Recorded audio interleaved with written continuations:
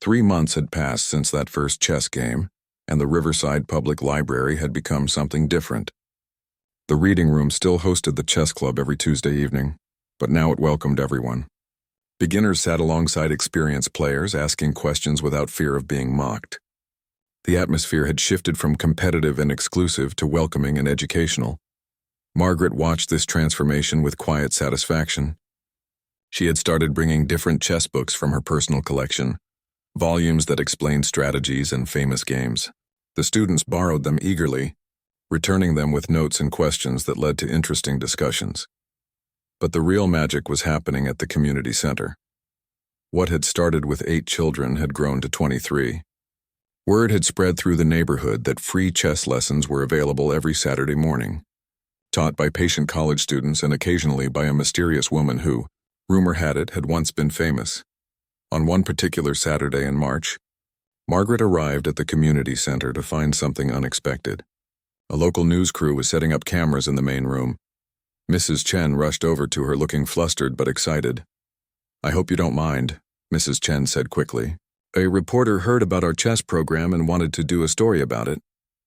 They're particularly interested in you. Someone must have told them about your background." Margaret felt her stomach tighten. She had spent 15 years avoiding attention and now it was finding her anyway. "I'm not sure I want to be on camera." "Please," Mrs. Chen said. "This could help us get funding to expand the program. We've had to turn away kids because we don't have enough volunteers or materials." "Just a quick interview?" Margaret looked past Mrs. Chen to where the children were setting up chessboards, chattering excitedly. Little Daniel, the boy with behavioral issues, was carefully teaching a new student how the pawns moved, demonstrating the same patience that had been shown to him. "All right," Margaret agreed, "but make it quick." The reporter, a young woman named Lisa, approached with a cameraman. She had done her homework. "Mrs. Hayes, I've read about your career. You were ranked 47th in the world at one point. Yet you've spent the last 15 years working quietly at a library, and now you're teaching chess to underprivileged children. Can you tell me why?" Margaret thought about how to answer. She could give the simple response, the one that would satisfy the reporter and make for a nice soundbite. But as she looked at the children behind Lisa, she decided to tell the truth. "Because I learned something important when I left competitive chess," Margaret said. "I learned that being the best at something isn't the same as doing the most good with it. When I was competing, chess was about me, my ranking, my victories, my reputation. But here, chess is about them." She gestured to the children. "These kids don't care that I once beat a grandmaster in Amsterdam. They care that I'm patient when they forget how the knight moves. They care that I celebrate when they win their first game. And the college students teaching here, they're learning that same lesson, that the real victory isn't about defeating opponents. It's about lifting people up," Lisa smiled. "That's beautiful. Can you tell me about some of the children here? Any success stories?" Mrs. Chen stepped forward. "Daniel, come here for a moment, please." The boy Margaret had seen teaching moments earlier approached shyly. He was about 10 years old, small for his age, with dark hair that fell into his eyes. "Daniel was struggling in school when he started here," Mrs. Chen explained. "He had trouble focusing, would act out, got into fights. His teachers were considering special intervention. But since he started playing chess, his teachers say he's like a different child. He thinks before he acts now. He's more patient. His grades have improved significantly. Chess taught me to think ahead," Daniel said quietly, looking at his shoes. "Before I do something, I try to think about what happens next. Like, if I move this piece, what will happen? If I say something mean, how will the other person feel? Stuff like that." The reporter looked genuinely moved. "And who taught you that?" Daniel looked up at Margaret. "She did. Miss Margaret. And Ryan and Ashley and Tommy and the others, they're really nice. They don't make fun of you when you mess up." After the interview, as the cameras were being packed away, Ryan approached Margaret. He had been watching from a distance, helping other children set up their games. "Can I talk to you for a minute?" he asked. They walked outside to the small courtyard behind the community center. Ryan was quiet for a moment, gathering his thoughts. "I got accepted to grad school," he finally said. "Stanford. Full scholarship for their engineering program. It's everything I've been working toward." "That's wonderful, Ryan. Congratulations." "The thing is," he continued, "I was supposed to start this summer, but I'm thinking about deferring for a year." Margaret looked at him in surprise. "Why would you do that?" Ryan smiled, a little embarrassed. Because I'm not ready to leave this. The teaching, the kids, the chess club. I've learned more in the past 3 months than I learned in my entire undergrad. Not about chess, but about what matters. About who I want to be. He looked back at the community center where children's laughter could be heard through the windows. When I was playing chess before, it was all about ego. About being better than everyone else. About proving myself. But teaching these kids, watching them grow, seeing someone like Daniel completely change because we spent time with him, that feels more important than any tournament I've ever won. Margaret put a hand on his shoulder. You should go to Stanford, Ryan. This program will continue without you. But you're going to do amazing things with that education. But what about the kids? The kids will have other teachers. And you'll take what you've learned here with you. You'll be a better engineer, a better person because of these experiences. That's how it works. We teach others, and in teaching them, we become better ourselves. Ryan nodded slowly. Will you promise me something? What's that? Don't disappear again. I know you like being quiet and invisible, but people need to know your story. Not because you were famous or ranked high or won tournaments, but because you walked away from all of that for something more important. That's the lesson people really need to hear. Margaret considered this. I'll think about it. That evening, the library chess club met as usual. But tonight was special. Ashley had organized a small celebration, bringing cake and decorations. What's all this for? Margaret asked as she arrived. We wanted to celebrate, Tommy explained. The news story airs tonight and we wanted to watch it together. Plus, we've been doing this for 3 months now, and we wanted to say thank you for everything. They gathered around someone's laptop eating cake while waiting for the news broadcast. When Margaret's interview came on, everyone fell silent. Watching herself on screen felt strange to Margaret. There she was, talking about chess and children and what really mattered in life. But what struck her most was how the camera captured the children in the background. Their faces focused on their games, completely absorbed in the ancient battle of strategy and skill. When the segment ended, showing Daniel's transformation and including testimonials from parents whose children had been helped by the program, there wasn't a dry eye in the room. Mrs. Chen just texted me, Ashley said, looking at her phone with wide eyes. She's already gotten 7 emails from people wanting to volunteer, and 2 local businesses want to donate chess sets and materials. That's amazing, Margaret said. It's more than that, Ryan added. It's going to change lives. More kids like Daniel will get a chance to learn. More volunteers will discover what we discovered. It's going to spread. Margaret looked around at the young faces surrounding her. These students, who 3 months ago had been arrogant and dismissive, had become compassionate teachers. Ashley, who had tried to humiliate her, was now organizing community outreach. Ryan, who had barely glanced at her when she asked him to be quiet, was considering deferring grad school to keep teaching children. This was her legacy. Not the tournaments she had won decades ago, not her ranking or her trophies. This was what mattered. She had taken her gift, her knowledge, her experience, and used it to plant seeds in the hearts of others, and those seeds were growing into something beautiful. I want to tell you all something, Margaret said, and the room quieted. When I walked away from competitive chess all those years ago, I thought I was giving up. I thought I was losing something precious, and for a long time I believed I had made a mistake. I would lie awake some nights wondering what I could have achieved if I had kept playing. She paused, looking at each of them. But watching you these past months, seeing how you've grown and changed, seeing how you've touched these children's lives, I finally understand. I didn't give up anything. I transformed it. I took something that was about me and turned it into something about us, about community, about lifting others up instead of just climbing higher myself. Ashley wiped her eyes. You taught us that? No, Margaret said gently. You learned it. I just showed you where to look. Tommy raised his cup of juice. To Margaret. Who taught us that the real game isn't played on the board? To Margaret. Everyone echoed. Later that night, after everyone had gone home and Margaret was locking up the library, her phone rang. It was Claire, her sister. I just saw the news story, Claire said, her voice thick with emotion. Margaret, I had no idea you were doing all of this. It's not a big deal. It is a big deal. Do you know what you're doing for those kids? For those college students? You're changing lives. Margaret smiled in the darkness of the empty library. You changed my life, Claire. 25 years ago when you got sick, you taught me what really mattered. I'm just passing that lesson along. I'm so proud of you, Claire whispered. Not because you were famous or because you beat grandmasters. I'm proud of you because you chose love over glory. You chose me over your career, and now you're choosing these children and students over staying invisible. That takes real courage. After they hung up, Margaret stood for a moment in the quiet library. Through the windows, she could see the reading room where so much had changed. The chess sets were put away neatly, the chairs pushed in, everything orderly and peaceful. She thought about her journey. From a 7-year-old prodigy to an international competitor, from a dedicated sister to a quiet librarian, and now to a teacher and mentor. Each phase had seemed like an ending at the time, but they were all just transformations. The real victory, she realized, wasn't about being the best. It was about being present, being kind, being willing to share what you knew with others, not to prove your worth, but to help them discover theirs. As she walked to her car under the starlit sky, Margaret felt something she hadn't felt in 25 years.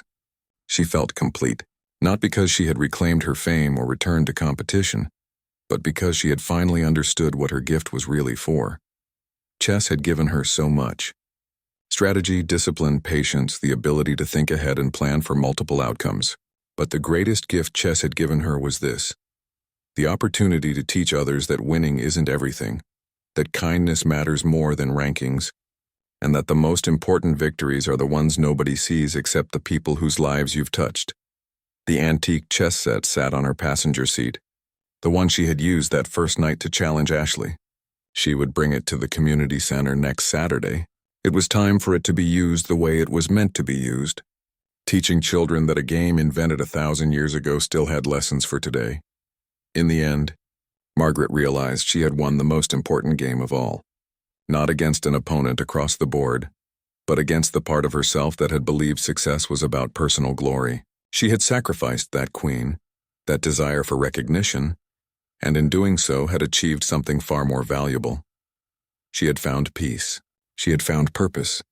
She had found that the greatest checkmate is the one where everyone wins. The library was unusually quiet the following Tuesday.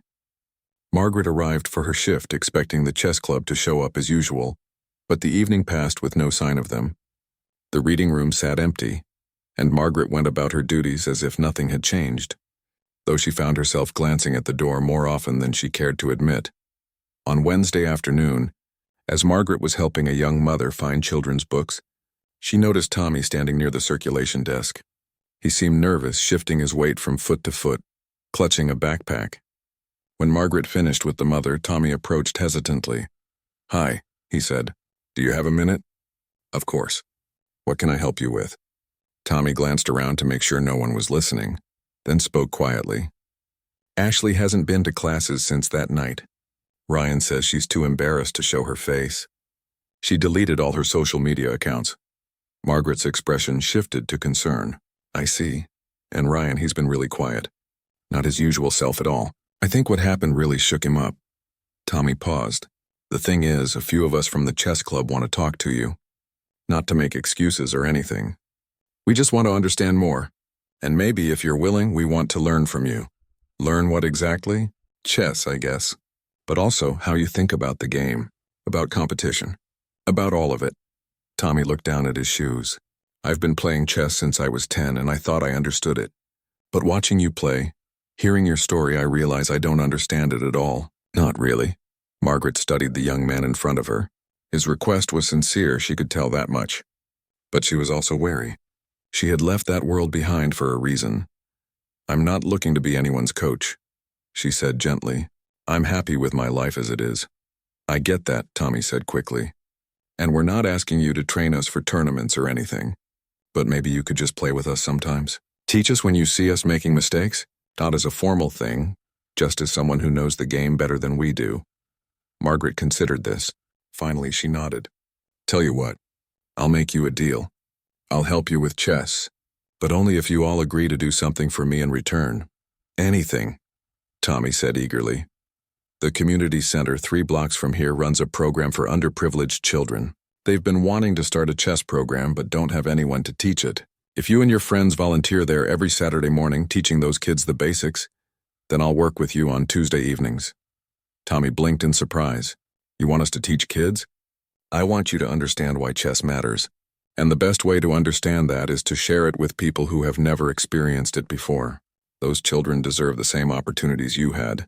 If you're willing to give them that, then I'm willing to help you improve your game. A slow smile spread across Tommy's face. That's actually a really cool idea. I think the others will go for it.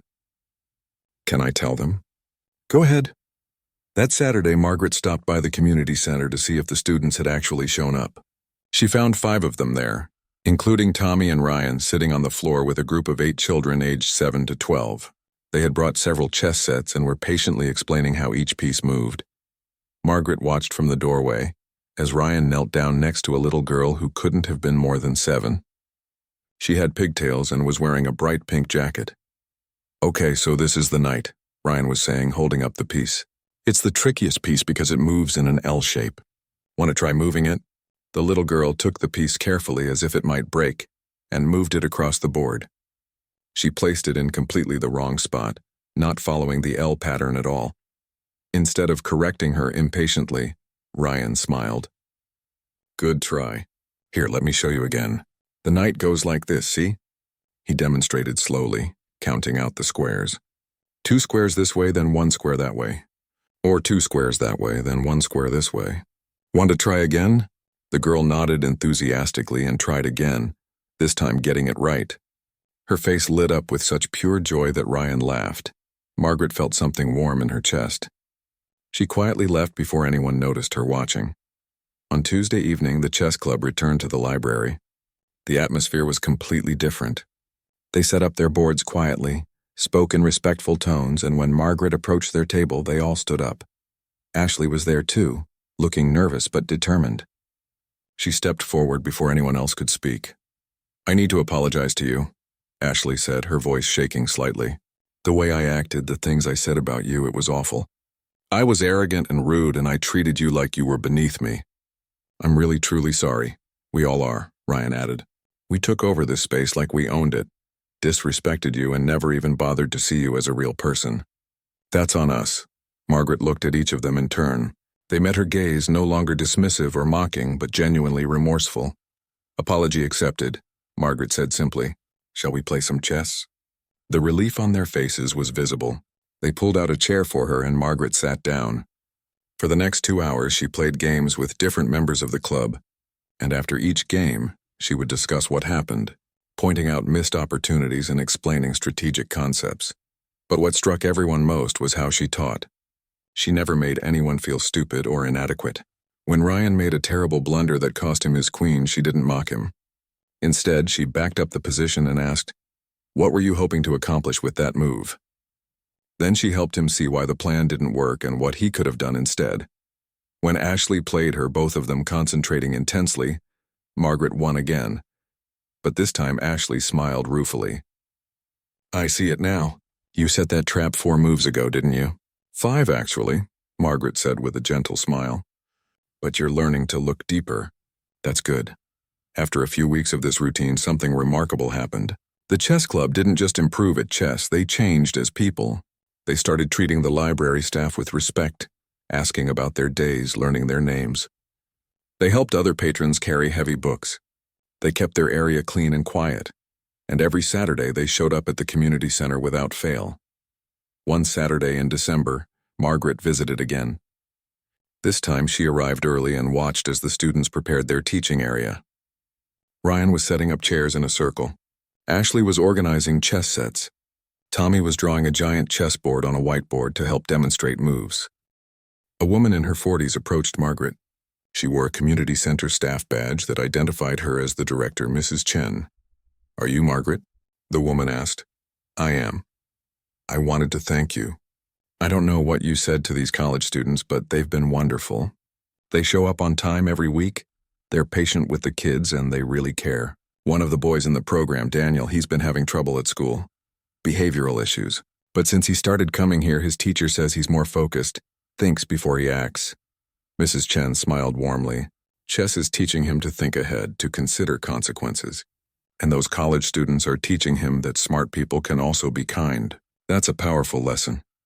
Margaret felt tears prick her eyes but blinked them back. They're good kids. They just needed to understand why it matters.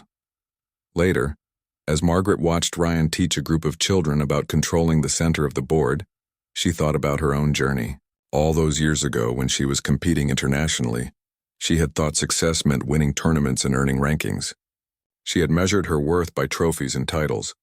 But watching these young people teach children, seeing how chess was enriching lives beyond just the game itself, she understood something profound. Her legacy wasn't going to be the tournament she won decades ago.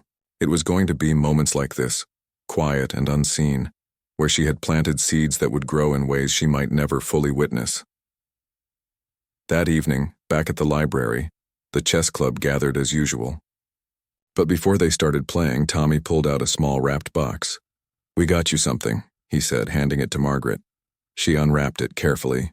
Inside was a beautiful wooden chess piece, a queen, hand-carved and polished to a deep gleam.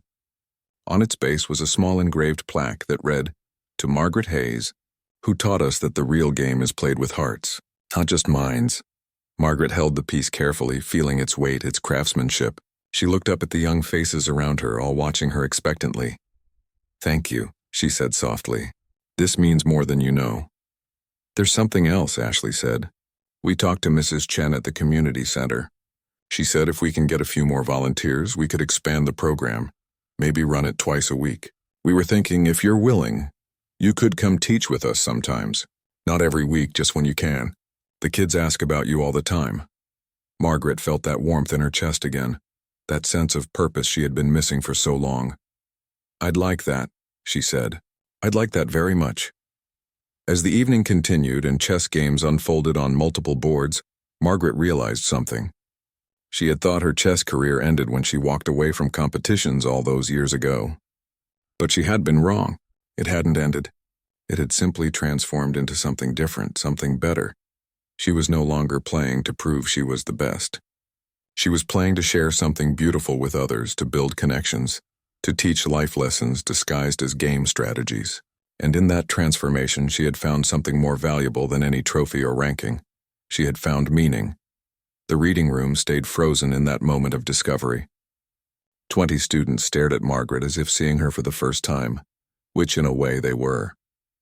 The quiet librarian who shelved books and waived late fees was actually a chess legend. It didn't seem possible, and yet the evidence was right there on Tommy's phone screen. Ryan slowly sank into a chair, his legs seeming to give out beneath him. "I don't understand. If you were that good, if you were famous, why are you working here? Why didn't you say anything?" Margaret looked at him with those calm eyes that had watched thousands of chess games unfold. "Would you have treated me any differently if you had known?" The question hung in the air. Ryan opened his mouth to answer, then closed it again. They both knew the truth. If he had known she was a former master, yes, he would have treated her with respect. But that respect would have been for her chess ranking, not for her as a person. And that was exactly Margaret's point. "I need to go," Ryan said suddenly, standing up. "I need to find Ashley." He practically ran out of the library, leaving his chess set behind. The other students looked at each other uncertainly. The fun evening they had planned had turned into something uncomfortable and confusing. Slowly they began to leave, talking in hushed voices, still glancing back at Margaret as if she might disappear if they blinked. Within 10 minutes, the reading room was empty except for Margaret and Tommy, who still sat there with his phone in his hand, reading through the Wikipedia article. "It says here you retired when you were 28, Tommy said carefully, "right at your peak. The article says nobody really knows why. There are theories, but nothing confirmed." Margaret began putting away the chess set, placing each piece carefully in its box. People always want explanations for things they don't understand. Sometimes the truth is simpler than they imagine. "Can I ask what happened?" Tommy's voice was respectful, genuinely curious rather than demanding. "I mean, you don't have to tell me, but I'd really like to know." Margaret paused, holding a white queen in her hand. She turned it slowly, watching how the light caught the carved wood. Then she sighed, a deep breath that seemed to carry years of weight. "Sit down," she said. "I'll tell you what I've never told anyone here." Tommy sat, setting his phone face down on the table, giving Margaret his full attention. "I was 7 years old when a teacher noticed I could solve math puzzles meant for high school students," Margaret began. "She introduced me to chess, thinking it would be a good challenge for my mind. And it was. I fell in love with it immediately." Her eyes grew distant, remembering. By the time I was 12, I was beating adults. By 15, I was competing in national tournaments. At 18, I played my first international competition. It was in Berlin and I was terrified. But I won 3 games against players ranked far above me, and suddenly people were paying attention. She smiled slightly, but it was a sad smile. The next 10 years were incredible. I traveled to 30 different countries. I played against the best players in the world. I won tournaments, earned prizes, got sponsored by companies. My face was in chess magazines.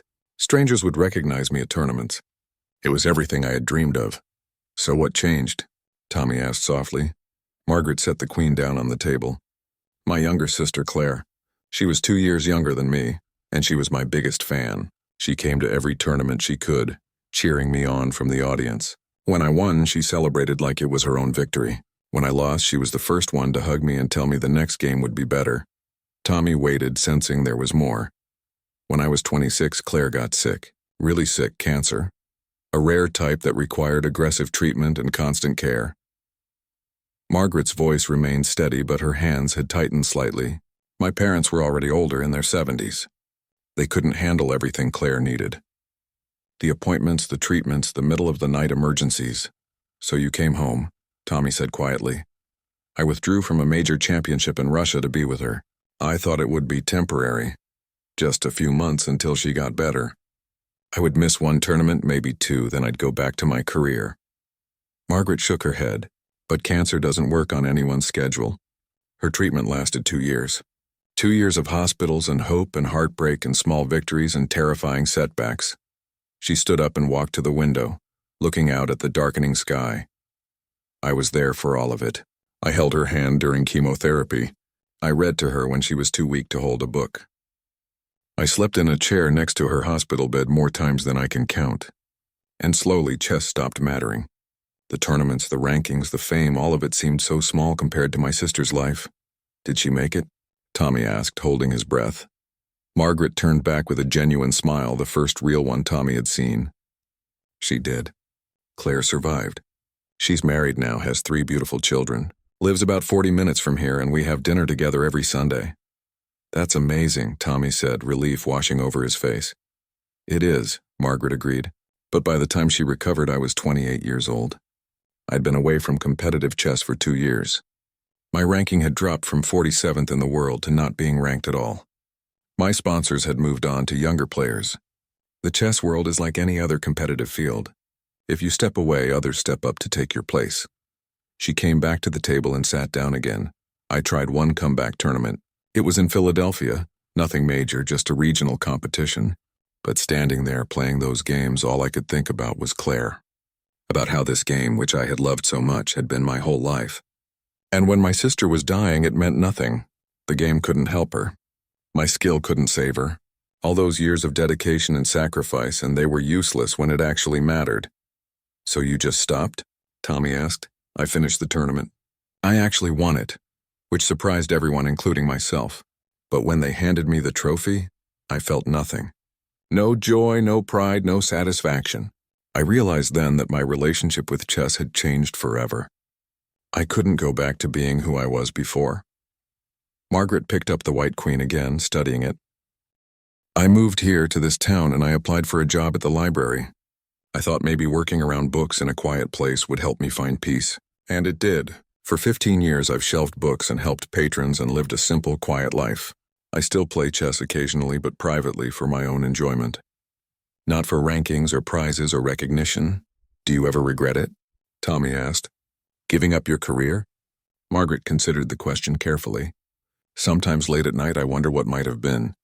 If I had kept playing, would I have broken into the top 10? The top 5? Could I have become a grandmaster? She shrugged. But those thoughts don't last long, because then I remember Sunday dinners with Claire and her family. I remember being there for my nieces' and nephews' birthdays. I remember the look in my sister's eyes when she first went into remission, and knowing that I had been there for her when she needed me most. She set the queen back in its box. Chess is a beautiful game. It taught me discipline, strategy, patience, how to think ahead and plan for multiple possibilities.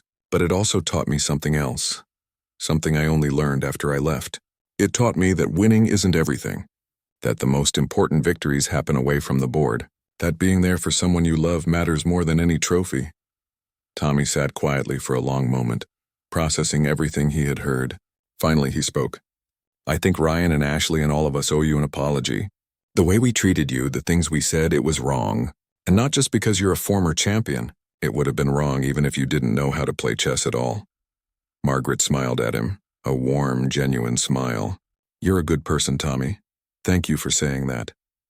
Will you tell the others your story? He asked. I think they need to hear it. Maybe, Margaret said, if they ask.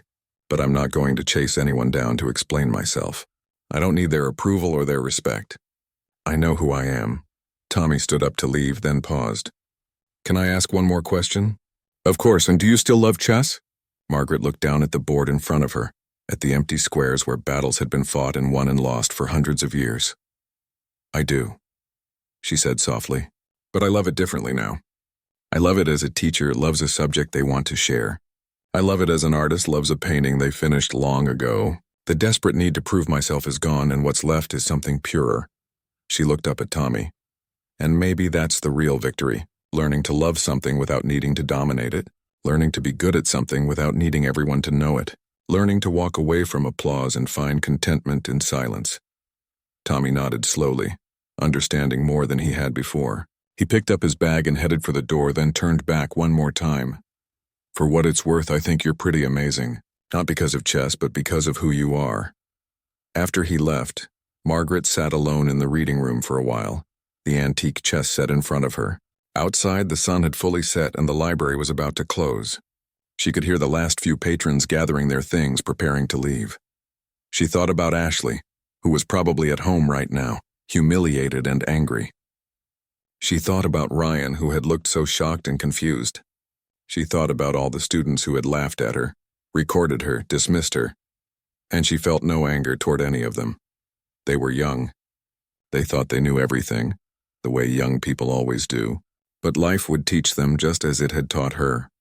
The lessons might be hard, might be painful, but they would learn, and maybe, just maybe, tonight had been the beginning of that education. Ashley moved her pieces quickly, the way someone does when they're absolutely certain they're going to win. Each move came within seconds, barely any thought required.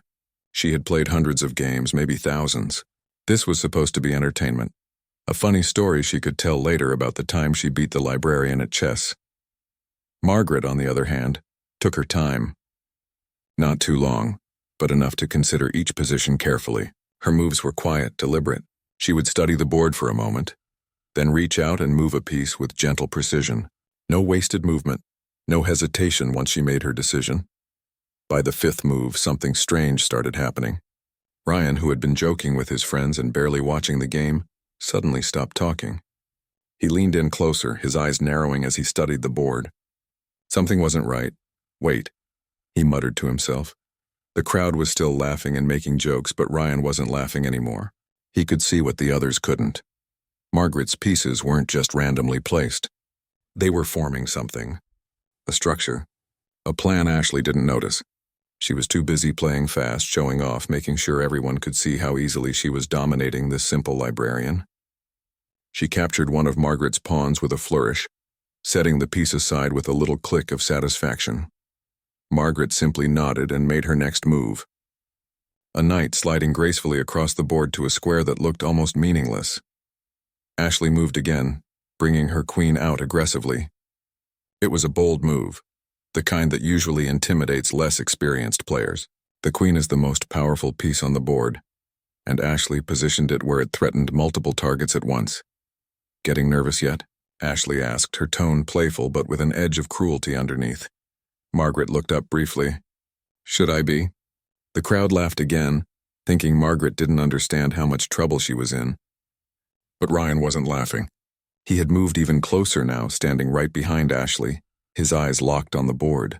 His face had gone pale. Ashley, he said quietly. Not now. I'm destroying her, Ashley replied, waving him off. Ashley, look at the board. I am looking at the board. I'm winning. No, really look at it. Something in Ryan's voice made Ashley pause. For the first time since the game began, she actually stopped and studied the position carefully. Her smile started to fade. Margaret's pieces, which had seemed scattered and defensive, were actually working together in ways Ashley hadn't noticed. Every piece was connected, protecting each other, controlling key squares. And that meaningless knight move from a few turns ago, it wasn't meaningless at all. It was actually creating a trap. Ashley's queen, which she had brought out so confidently, was now in a dangerous position. If she moved it back to safety, she would lose material. If she tried to attack, Margaret had defenses in place. And if she did nothing, well, that wasn't an option in chess. "It's fine," Ashley said, but her voice had lost its confidence. "I've got this under control." She moved her queen to what seemed like a safe square. Margaret responded immediately, bringing a rook into play. The move looked simple, almost passive, but Ryan saw it instantly. He actually gasped. "Oh no," he whispered. "What?" One of the other students asked. "What's happening?" "She's setting up a fork." "A what?" "A fork. It's when one piece attacks two important pieces at the same time. Ashley's going to lose material no matter what she does." The crowd, which had been loud and joking, started to quiet down. People began to sense that something unexpected was happening. Phones that had been casually recording were now held steadier, more focused. The joke was turning into something else. Ashley saw the trap too late. She had walked right into it, lured by her own overconfidence. She could save her queen or save her bishop, but not both. Her face flushed red. She moved her queen to safety and watched as Margaret calmly captured her bishop. "Lucky move," Ashley muttered, but her voice shook slightly. The game continued, but everything had changed. Ashley was playing carefully now, defensively, trying to recover from her mistake. But Margaret kept pressing forward, move after move, each one simple but devastating. It was like watching someone slowly tighten a rope, not quickly or dramatically, but steadily and inevitably. By move 15, Ashley was in serious trouble. By move 18, she was sweating. The reading room had gone completely silent except for the soft click of pieces moving on the board. Margaret's face remained calm throughout. She didn't gloat or smile or show any emotion at all.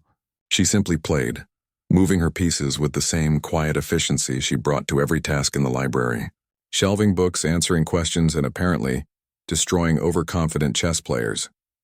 At move 20, Margaret moved a knight to a square that looked odd. Ashley studied it, looking for the trap, trying to understand what Margaret was setting up. She spent 3 full minutes thinking, which was longer than she had spent on all her previous moves combined. Finally, Ashley made her move. She thought she had found a way to escape, a clever defense that would stabilize her position. She even allowed herself a small smile as she placed her piece down. Margaret reached out and moved a bishop. Just one diagonal slide across the board. Ryan's hands flew to his head. "Oh my God." Ashley stared at the board, her mouth opening slightly. The bishop move had done something incredible. It had simultaneously attacked Ashley's queen, defended Margaret's own king from a threat Ashley had been building up, and opened a line for Margaret's rook to join the attack. It was brilliant. Not flashy or dramatic, but mathematically perfect. The kind of move that chess computers admire. The kind of move that masters study and teach. "How did you—" Ashley started, but her voice trailed off. She looked around desperately as if hoping someone would tell her she was seeing the board wrong. But everyone was staring in shocked silence. Even the students who didn't know much about chess could tell that something extraordinary had just happened. Ashley had 3 possible moves. Margaret had seen all of them. No matter which one Ashley chose, it would only delay the inevitable. Her position was lost. She tried anyway, fighting for every square, but it was like trying to hold back water with her bare hands.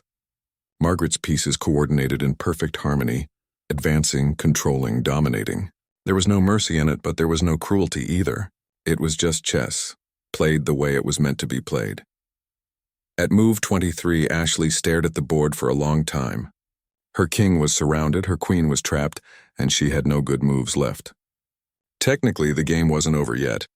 She could keep playing, force Margaret to actually checkmate her, but that would only prolong the humiliation. Very slowly, Ashley reached out and tipped her king over on its side. The universal gesture of resignation.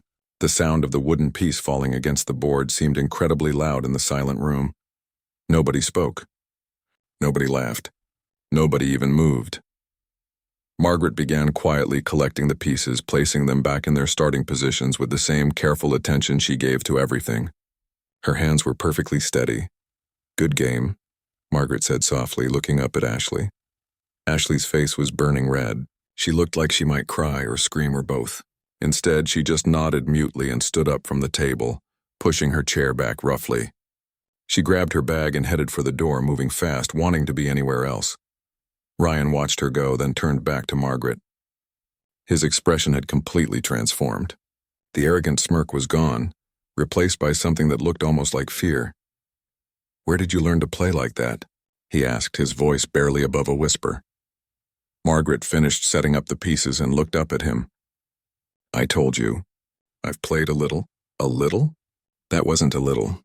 That was—" He struggled to find words. "That was professional level. That was tournament level. That was the kind of chess that wins championships." A student named Tommy, who had been quiet the whole time, suddenly pulled out his phone and started typing frantically. His eyes went wide as he read something on the screen. "Wait," Tommy said, his voice cracking slightly. Wait. Margaret Hayes. I knew that name sounded familiar." Everyone turned to look at him. "What are you talking about?" Ryan asked. Tommy turned his phone around, showing the screen to the group. It was a Wikipedia article. At the top was a photograph of a young woman in her 20s, sitting at a chessboard holding a trophy. She had dark hair and bright eyes, and she was smiling at the camera. It was obviously Margaret, 30 years younger but unmistakably the same person. "Margaret Hayes," Tommy read aloud, his voice shaking. "Former international chess master. Ranked 47th in the world at her peak. Winner of the Moscow Invitational in 1995. Defeated Grandmaster Petrov in the Amsterdam tournament. Defeated Grandmaster Chen in exhibition match. Known for her exceptional endgame technique and strategic depth." The silence in the room was absolute.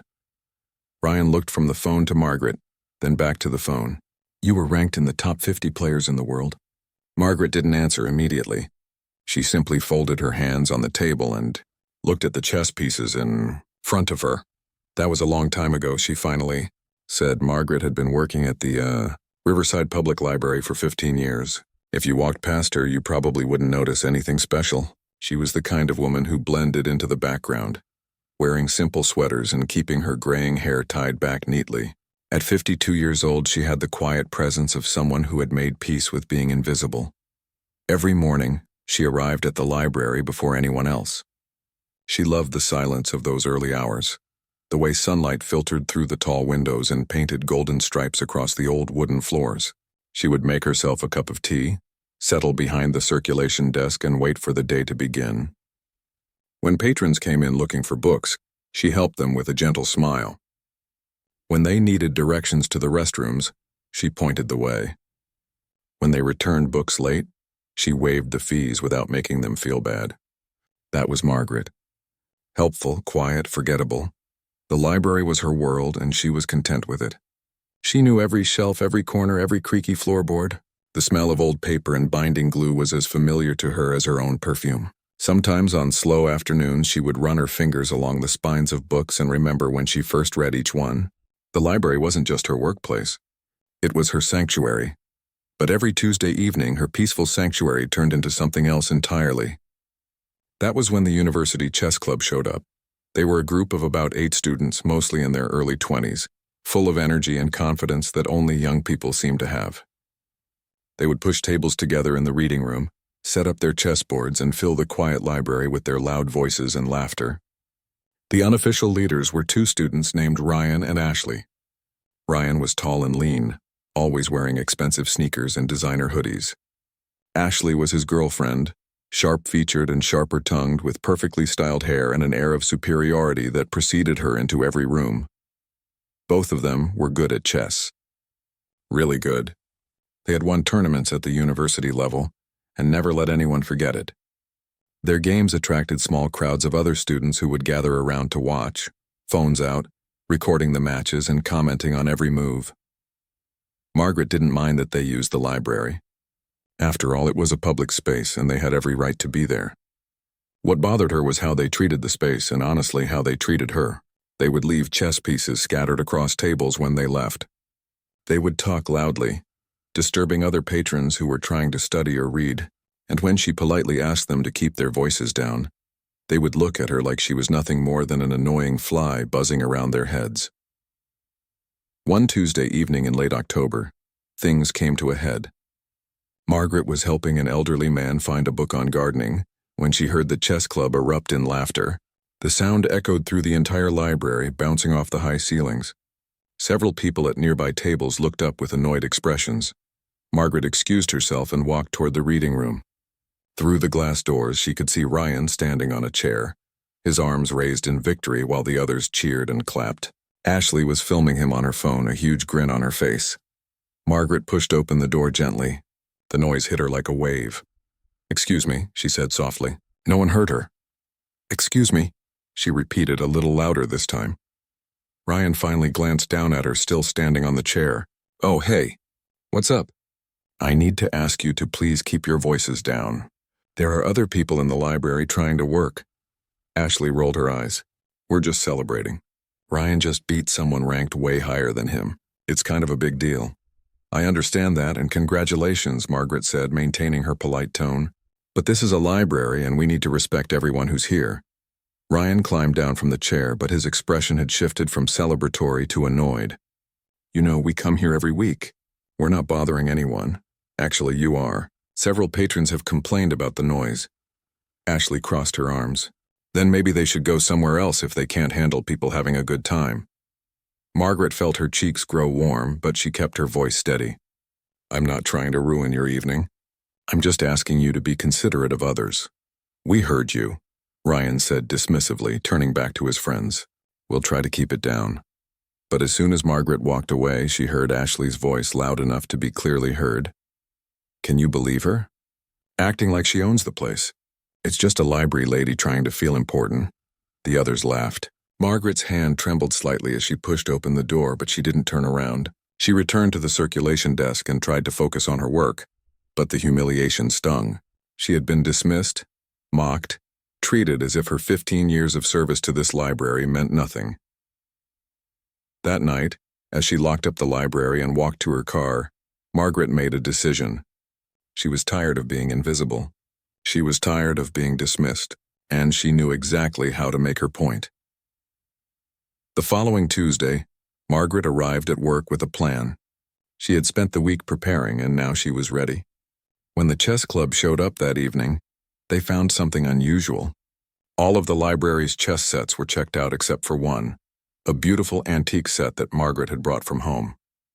It sat on a table in the reading room under a small sign that read, "Reserved for tournament play."